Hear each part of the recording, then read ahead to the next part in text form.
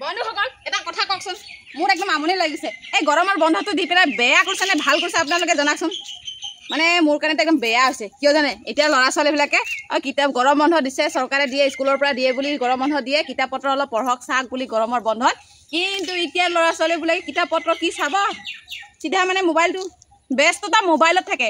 না সিহঁতৰ স্কুলৰ পৰা দিয়া প্ৰজেক্ট কৰে নে ক'ৰবাত মনটোৰ কাৰণে অলপ ওলাই যায়, সেইবিলাক একো ধান্দা পাতি নাই। মানে খালি মোবাইলটো চিনি পায়, মোবাইলৰ বাহিৰে একো চিনি নোপোৱা হৈ গ'ল। আজিকালি পোৱালিবিলাক যে বহুত বেয়া হৈ গ'ল।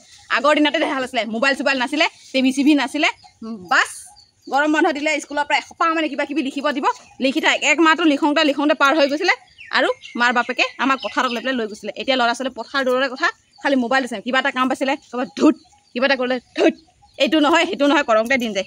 এই গৰমৰ বন্ধটো নিদিয়াটোৱেই ভাল মোৰ মতে। গোটেই 12 মাহ 12 বছৰকৈ স্কুল যোৱাটোৱেই ঠিক হয়নে নহয় আপোনালোকে জনাবচোন দেই। মোৰ একদম আমনি লাগি গৈছে আৰু।